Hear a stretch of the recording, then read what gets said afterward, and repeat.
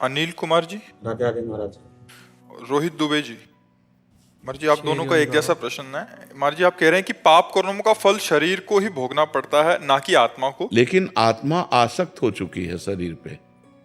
समस्या तो इसी बात की फंस गई ना कि आत्मा शरीर में आसक्त हो सकती है। जैसे तुम ईमानदारी से बताओ, तुम अपने को आत्मा मानते हो, शरीर मानते हो ना? इसीलिए उसको बार बार दुख भोगना पड़ रहा है, जन्म मरण भोगना पड़ रहा है। यही बात तो, इसी को जब हम साधना के द्वारा अपने को अलग देख लेते हैं तो जीवन मुक्त हो जाता है, वो विदेह मुक्त हो जाता है, वो मोक्ष को प्राप्त हो जाता है। समस्या तो यही है कि निर्विकार आत्मा विकारी शरीर में फंस गई। शरीर ने नहीं फंसा, आत्मा ने स्वयं इसको स्वीकार कर लिया। जैसे मैं पुरुष हूं, अब वो मैं है आत्मा और पुरुष है माया। अब आत्मा ने माया को पकड़ लिया और कह रहा है माया ने मुझे पकड़ लिया। उल्टा बोलेंगे ना आप बोलेंगे उल्टा कि मैं तो छूटना चाहता हूं पर माया ने मुझे पकड़ लिया। ऐसे हम पकड़े हैं, हम कहते हैं माइक ने मुझे पकड़ लिया, मैं तो छोड़ना चाहता हूं। तो छोड़ दो, तुम्हें किसने पकड़ रखा है? तुम ही काम को भोगते हो, तुम ही क्रोध करते हो, तुम ही लोभ करते हो, तुम ही मोह करते हो। तुम्हें किसने पीड़ा दी? तुम जब इच्छा करोगे तब आएगा, ऐसे थोड़ी काम आ जाएगा। आप विषयों का ध्यान करोगे, विषयों का चिंतन करोगे तो काम आ जाएगा। अगर भगवान का चिंतन करोगे, भगवान का ध्यान करोगे तो भगवान आ जाएंगे। तो हमारी गलती हो गई है, इसी गलती को मिटाने के लिए हमें मानव देह मिला है। हम खूब नाम जप करें, शास्त्र स्वाध्याय करें, गंदे आचरणों का त्याग करें, पवित्र भोजन करें, समाज को सुख देने वाले कार्य करें, किसी को दुख न दें। अभी ज्ञान प्रकट होना शुरू हो जाएगा और जैसे जैसे ज्ञान प्रकट होगा तो जैसे हम आपको अलग देखते हैं ना, ऐसे हम अपने शरीर को अलग देखते हैं। जितना दूर आप हैं उतने दूर शरीर है, हम शरीर नहीं है। ये अनुभव होता है शुद्ध ज्ञान से, वो अंदर का होगा, वो बातचीत की बात नहीं है। बातचीत के कहोगे तो उससे काम नहीं चलेगा, वो अंदर की आपकी अनुभूति होनी चाहिए। सुख दुख, लाभ हानि, जय पराजय, गर्मी सर्दी, मान अपमान सब सह गए, क्योंकि वो शरीर में हो रहे हैं, अपने में नहीं। पाप और पुण्य, कर्ता और भोक्ता, ये सब हमारी गलती से हो गया। हमने गलती से अपने को स्वीकार कर लिया शरीर। अब ये गलती ऐसे मिटने वाली नहीं कि मैं शरीर नहीं हूँ, इतने से थोड़ी निपट जाएगा। अब इसके लिए तपस्या करनी पड़ेगी, साधना करनी पड़ेगी। तो तपस्या क्या है? आए हुए काम के ताप को सह जाना, क्रोध को सह जाना, समाज के द्वारा दी हुई प्रतिकूलता को सह जाना, खूब नाम जप करना, भगवान से प्रार्थना करना कि हमें शुद्ध ज्ञान दो, तो भगवान ज्ञान दें। सोई जानई जे देहु जनाई, और जानत तुम्हें तुम्हें हो जाई। जिसे भगवान अनुभव करा देते हैं वो भगवत स्वरूप हो जाता है, वो साक्षात भगवान का स्वरूप हो जाता है। महाराज जी, पूर्व में पाप किए हैं, आपने लिखा कि अभी नवीन शरीर में इसका भोग क्यों करना पड़ रहा है? क्योंकि आप ही हो ना, आत्मा तो पूर्व में भी वही थी। मान लो जैसे आप पैजामा कुर्ता पहन के हमें पीड़ा दें और पैंट शर्ट पहन के घूमें, तो जब हम रिपोर्ट करेंगे तो पिटोगे तो तुम ही ना, तुम्हारा पैंट शर्ट थोड़ी बचा लेगा। नहीं कि आप कह दो पैजामा कुर्ता वाला तो और था, नहीं नहीं, तू ही पैजामा कुर्ता पहने था, तो तू ही पूर्व जन्म में शरीर धारण करके पाप करके आया है। अब वो शरीर छूट गया, अब ये शरीर मिला, तो है तो तू ही ना, तो तुम्हें ही तो भोगना पड़ेगा। समझ पा रहे? महाराज जैसे आपके इस शरीर से तो कोई पाप बना ही नहीं आपसे। हम ये शरीर क्या है? कपड़ा, वसान से जीर्णान यथा विहाय। शास्त्र का ज्ञान होना चाहिए। ये आत्मा का कपड़ा है, आत्मा ने वो कपड़ा पहनकर पाप किया, लेकिन कपड़ा उतार कर आ गया तो भोक्ता कौन बनेगा? वही आत्मा।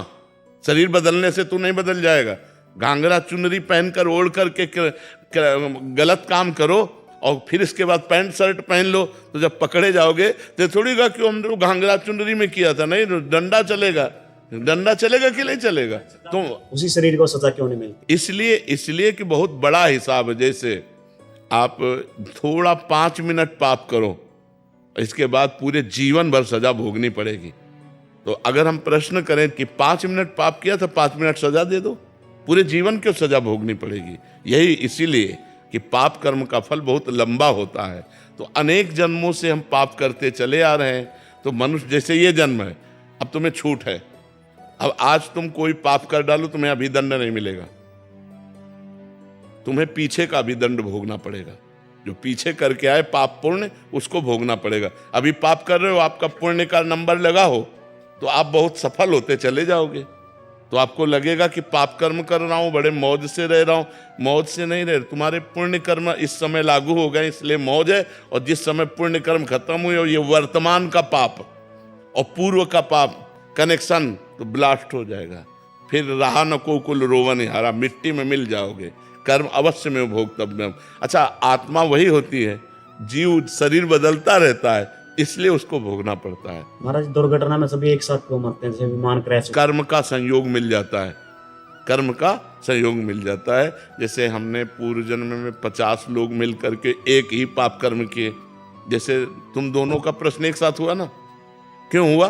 क्योंकि प्रश्न मिल गया। तुम दोनों का प्रश्न एक हुआ तो तुम दोनों के नाम एक साथ लिए गए ना। तुम दोनों अलग अलग हो ना, तो तुम दोनों का जैसे प्रश्न मिल गया, ऐसे पूरी सृष्टि में बोले 240 लोगों का कर्म मिल गया। अब वही 240 उसमें बैठा ले जाएंगे जो एक साथ भस्म होंगे, उनका कर्म मिल गया। और तो पूरी सृष्टि के कर्म संयोग जब मिलते हैं तो जो जहां का होता है वो आकर के वहीं आकर के संपन्न हो जाता है। बड़ा सिस्टम विचित्र है, सरकारी सिस्टम है, क्योंकि भगवान त्रिकालज्ञ है ना, वो सब देख रहे हैं। इसलिए बहुत होश से कर्म करो, बहुत संभल कर कर्म करो, पाप कर्म ना बनने पावे। मान लो 50 आदमी को एक ही जगह मरना है। अब कोई दिल्ली से आ रहा है, कोई बंबई से आ रहा है, कोई, अब वहीं 50 आके मिलेंगे, वहीं मरेंगे। ये है कर्मों का बड़ा जाल बिछा हुआ है। तो इसलिए नाम जप करो तो बढ़िया कर्म संस्कार से पवित्र होकर आनंद को प्राप्त हो। प्रिया कुमारी जी, राधे राधे। जय सीताराम। महाराज जी, महाराज जी, क्या जीवन में ऐसे भी पाप होते हैं जिनकी माफी होती ही नहीं, फिर चाहे कितना भी हृदय में पछतावा हो, कितने भी माफी मांगो? नहीं, कोई ऐसा पाप नहीं है।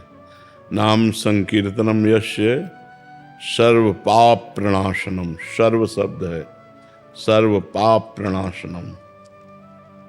नाम संकीर्तनम यस्य सर्व पाप प्रणाशनम। प्रणामो दुख शमनम तम नमामि हरिम परम। उन परम करुणामय भगवान श्री हरि को प्रणाम करना, उनका नाम कीर्तन करना, ये सब पापों का नाश कर देता है। हाँ, अब ये बात समझनी पड़ेगी कि जैसे पूर्व जन्म में पाप हमारे हुए और उन पापों के परिणाम में शरीर बना, तो अब हम चाहे जितना भजन करें, जो शरीर को भोग लिखा है वो भोगना पड़ेगा। पूर्व के पाप नष्ट हो जाएंगे, लेकिन जिस कर्म से शरीर की रचना हुई है, जिस समय शरीर बनाया गया था उस समय थोड़ी हम भजन कर रहे थे। शरीर बनाने के समय तो पाप और पुण्य दोनों कर्मों से शरीर बना। आज हम भजन कर रहे हैं, अब ये आगे हमें फलीभूत देगा, लेकिन पीछे के कर्मों से जो शरीर बना वो भोगना पड़ेगा। और अन्य पीछे के जो संचित कर्म है वो सब भस्म हो जाते हैं। भगवान के नाम में इतनी सामर्थ्य है, कोई ऐसा पाप नहीं है जिसको नष्ट ना किया जा सके। पर अबलो न सानी अब ना न सही हो। आज तक पाप किया, अब नहीं करूँगा तो नष्ट हो जाएंगे। अब आज भी पाप करो और सोचो नाम जब से नष्ट हो जाएंगे, तब तो फिर नामापराध बन गया। और इस नामापराध, नाम के बल से पाप करना, फिर तो नरक जाना पड़ेगा, फिर दुख भोगना पड़ेगा। मीनाक्षी शर्मा जी, नोएडा से। राधे राधे गुरु जी। राधे राधे महाराज जी। महाराज जी, कुछ महापाप हैं जिनका प्रायश्चित केवल भागवत कथा कराने से होता है। महाराज जी, यदि कोई कथा कराने में असमर्थ हो आर्थिक व्यवस्था के, तो क्या खुद से अध्ययन करके पाठ कर सकते हैं? तो पाप का क्षय होगा? बिल्कुल बिल्कुल बिल्कुल ऐसा हो सकता है। आप खुद नियम से रोज 2 अध्याय 4 अध्याय भगवान को कथा सुनाओ, पूरी श्रीमद् भागवत का पाठ कर जाओ, इससे भी हो जाएगा। नाम संकीर्तन करो आधा घंटा, और रोज घंटा 2 घंटा भगवान को कथा सुनाओ, और हर समय नाम जपने की चेष्टा करो। आप पूरे निष्पाप हो जाएंगे, पूरे निष्पाप हो जाएंगे। दिव्यांश अग्रवाल जी, जय जय श्री हरिवंश। श्री हरिवंश। महाराज जी, गुरुदेव, इस शरीर के माता पिता नहीं है, दादी है। बचपन से ही दादी ने पाला बड़ा किया है। महाराज जी, अभी उनकी आयु 70 वर्ष की से ज़्यादा हो चुकी है। महाराज जी, हम ये पूछना चाह रहे हैं कि अगर हम प्यारवश या दबाव बना के उनको वृंदावन जबरदस्ती ले आए, तो महाराज जी कोई हमें अपराध तो नहीं लगेगा? नहीं, बहुत कृपा होगी, बहुत कृपा होगी। उनका शरीर वृंदावन में छूट जाए, बहुत बड़ी बात है। धाम में। यही तो हम लोगों का कर्तव्य है कि अपने बुजुर्गों को लाएं और धाम में सेवा करें उनकी, और जब धाम में शरीर पूरा हो गया तो बहुत बड़ी यज्ञ हो गई, हमारा बहुत बड़ा काम हो गया उनकी रुचि ना होने पर भी। तो अगर हमारा थोड़ा संबंध बल दिखाने से किसी का मंगल हो जाता है तो कोई बात नहीं। महाराज जी नाम भी नहीं जप करते थे पहले, तो मैं लड़ता था कि नाम जपा करो नाम जपा करो, तो कहते मेरे से जप ही नहीं होता। अब नहीं होता। पेशेंट है बेड पे लेटे रहते हैं, तो जैसे लाख टप जाता है, कहना नहीं चाहिए पर लाख टप जाता है, जपते ही रहते हैं। 1 लाख से ज्यादा नाम जप। नहीं आप ठीक है, बहुत बढ़िया, बहुत। पूजा जी गुजरात से। जय श्री राधे। श्री राधे महाराज जी। महाराज जी आपके चरण कमलों में कोटि कोटि वंदन। गुरुदेव, आपने शिव जी को कैसे मनाया कि उन्होंने आपको कान्हा जी से मिलवा दिया? महाराज जी हम पे भी ऐसी कृपा, यहाँ उसके योग्य बन सकते हैं? अब हम तो अपने जीवन को ऐसे देखते हैं जैसे कोई अंगुली पकड़ करके चला रहा हो। बचपन से घर से निकले थे 13 वर्ष की अवस्था से, तो वैसे ही भगवान हमको चला रहे हैं। वो क्या क्या करेंगे ये उनकी लीला है। पहले काशी का काम पूरा कराया, वृंदावन का काम पूरा करा रहे हैं। तो हम तो कुछ किया नहीं, करवाया गया। हमारे द्वारा कोई साधना हुई नहीं, साधना करवाई गई, भगवान ने करवाया। जो जो जैसे मनाया वैसे रखा, जो जो मनाया वैसे जप करवाया। अब वृंदावन भेज दिया प्रिया प्रीतम के भजन में, तो ये भगवान शंकर की कृपा से ही ये सब प्राप्त हुआ है। राहुल जी। सीरियल श्री हरिवंश महाराज जी। महाराज जी आपने सत्संग में बताया कि ही 84 जी का पाठ मानसिक दिन में एक बार पूरा कर लेना चाहिए। महाराज जी इनका भाव ये था, और काफ़ी साधकों का था कि महाराज जी उसको 84 जी को याद कैसे करें? महाराज जी अभी मला अंदर ही नहीं जा रही। काफ़ी सारे ऐसे साधक आए थे, कह रहे बाबा याद ही नहीं हो रही। काफ़ी प्रयास करने पे 2 4 5 10 पद हो जाते हैं, बट बहुत प्रयास कर रहे हैं अंदर, क्योंकि फिल्मी गाना हो तो बहुत जल्दी याद हो जाता है महाराज जी। हाँ परम पौरम। अच्छा वो 10 साल पहले भी सुना है तो वो भी याद हो याद, हाँ परम पवित्र रसमय रहस्यमय 84 जी है। 84 का पाठ एक बार मानसिक होने लगे 84 लाख योनियों में जन्म नहीं होगा। अब उसको कंठ में बैठालने की है, पहले कंठस्थ कर ले, जब लाखों बार जपोगे तो फिर दिमाग में छा जाएगी। और प्रयत्न होता है, अपना प्रयास भी होता है। हमारा शुरू से था, जो हमें चैप्टर दिया गया हम उसको बिल्कुल रट लेते थे।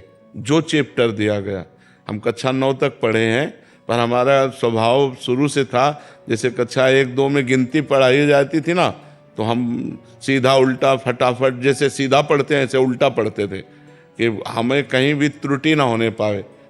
जिस विषय में लगे उस विषय में बिल्कुल लगे। अब जैसे 84 जी है तो जो जो प्यारो करो से आज हुआ देखिए तो प्यारी, आज हुआ देखिए तो प्यारी से जो जो प्यारो करे, ऐसे।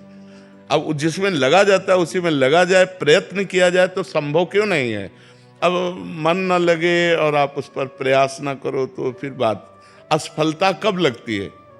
हाथ असफलता कब लगती है? जब हमारा प्रयत्न शिथिल होता है और हमारा प्रयत्न दृढ़ हो। तो एक बार असफलता मिलेगी, 2 बार असफलता मिलेगी, लेकिन हम सफल हो जाएंगे। हमारा प्रयास होना चाहिए, हम प्रयास करें तो जरूर सफल हो जाएंगे। ऐसा नहीं है कि हम असफल रहेंगे, हमें प्रयासरत रहना चाहिए। और रोज हम अगर पाठ करें प्रातः काल तो फिर कंठस्थ हो जाएगी। हाँ, रोज प्रातः काल पाठ करें तो कंठस्थ हो जाएगी। जितेंद्र बत्रा जी करनाल से। राधे राधे महाराज जी। महाराज जी मैं कौन हूँ? भगवान का स्वरूप। अंश का तात्पर्य होता है पूर्ण का अंश पूर्ण ही होता है। पूर्णमदः पूर्णमिदं पूर्णात् पूर्णमुदच्यते पूर्णस्य पूर्णमादाय पूर्णमेवावशिष्यते। वह परमात्मा पूर्ण है। उस पूर्ण परमात्मा का अंश भी पूर्ण परमात्मा स्वरूप है।